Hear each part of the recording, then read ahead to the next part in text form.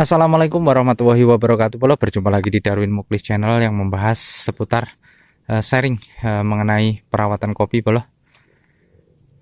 Di sini tepatnya di hari Selasa tanggal 4 Agustus tahun 2026. Alhamdulillah, Bolo, hari ini untuk sore hari ini terjadi turun hujan. Alhamdulillah, walaupun tidak terlalu deras namun cukup menyegarkan untuk kondisi kopi ataupun bahan yang ada di tanaman kopi kita, Bro. Apakah boleh melakukan pemupukan saat turun hujan di sela-sela kemarau? Kalau menurut saya, Bro, itu saat kita ingin melakukan pemupukan, usahakan walaupun sudah terjadi hujan sesekali di musim kemarau, Bro, itu usahakan jangan kita melakukan pemupukan terlebih dahulu, karena kita tidak tahu ke depannya apakah besok akan terjadi panas lagi, kecuali memang turun hujan itu sudah terlalu sering dalam satu minggunya.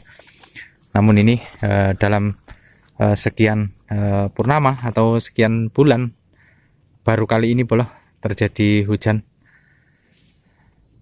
Maka bagi yang ingin melakukan pemupukan, usahakan ditunda dulu sampai terjadi turun hujan yang memang cukup sering.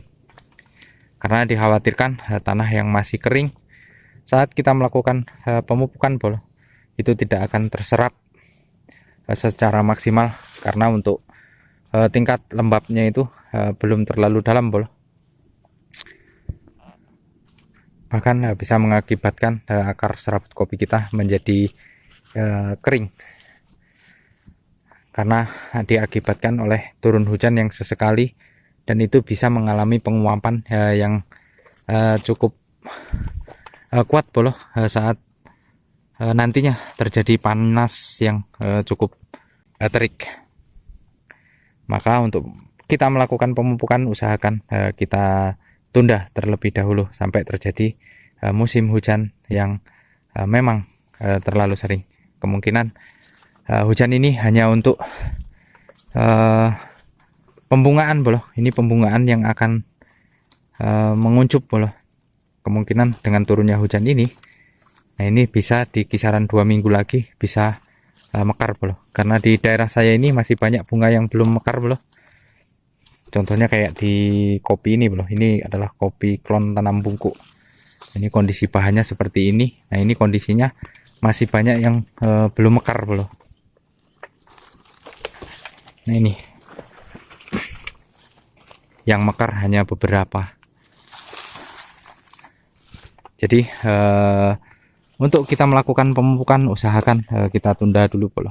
Yang kita lakukan untuk saat ini adalah pencegahan hama, karena hama ini memang tatkala musim kemarau cukup banyak, Bro, sehingga mengakibatkan pembungaan ataupun mata yuyu itu menjadi rontok. Nah, obat apa yang ataupun racun apa yang cocok kita gunakan saat musim kemarau, Bro? Usahakan kalau saat musim kemarau itu kita menggunakan obat yang ataupun racun yang sistemik, Bro. Jangan kita menggunakan racun kontak, karena racun kontak itu jika terkena matahari, Bro, itu penguapannya terlalu cepat sehingga belum sempat terkena oleh hama yang terdapat pada ketiak-ketiak bunga itu sudah kering ataupun sudah hilang, Bro. Beda dengan obat sistemik, karena obat sistemik itu kerjanya sangat lambat sehingga untuk penyerapannya itu lebih lama. Kalau saya di sini menggunakan regen putih, Bro. Itu yang saya gunakan saat musim kemarau, dan kita bisa mengoplos, Bro. Dalam artian saat minggu sekarang kita menggunakan regen putih, untuk minggu ke depan kita bisa menggunakan Prevanton ataupun Proclaim, Bro. Jadi jangan saat penyemprotan jangan selalu kita menggunakan dalam satu merek, Bro. Karena kalau kita gunakan dalam satu merek, biasanya untuk kondisi hama itu akan kebal. Jadi susah untuk matinya malahan, Bro. Kalau sesekali itu tidak jadi masalah, Bro. Namun kalau kita terlalu sering, hama itu akan kebal akan racun tersebut, maka bisa kita lakukan pengoplosan bolo. Ibaratnya minggu ini kita menggunakan Proclaim, minggu depan kita bisa menggunakan Prevanton ataupun Regen putih. Itu cocok sekali kita gunakan saat musim kemarau bolo. Karena ketika racun tersebut itu adalah sistemik. Karena bolo, bunga yang sudah mekar seperti ini itu belum tentu aman bolo. Ini masih banyak proses yang perlu kita lakukan sampai terjadinya buah besar nantinya. Karena banyak sekali dampak dari cuaca kemarau. Selain hama, itu bisa juga terjadi gosong apabila sulit turun hujan.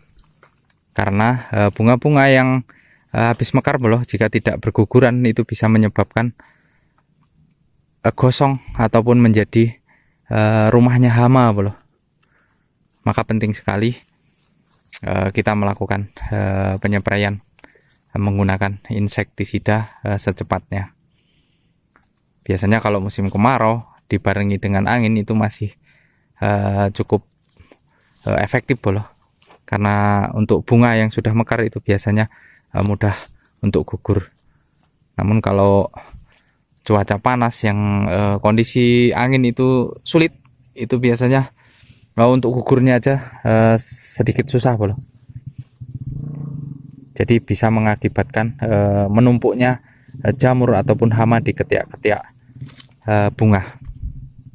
Nah ini kondisi klon bagio bolo. Ini kondisi klon bagio yang menurut saya klon bagio ini memang cukup tangguh walaupun di cuaca panas ataupun cuaca hujan tinggi sekalipun bolo. Nah, ini kondisi buah-buah yang masih tersisa.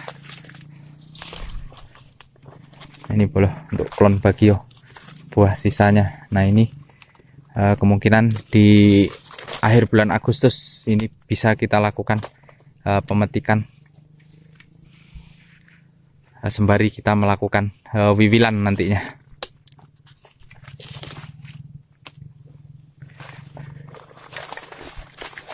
Nah ini kondisinya banyak bunga yang belum mekar bolo.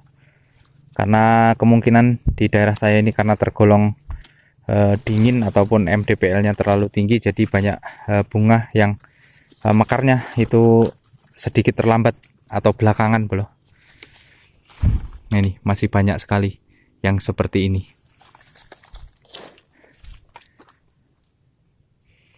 Nah ini hanya sebagian besarnya bolo. Ini bahkan yang sudah matayu seperti ini bolo.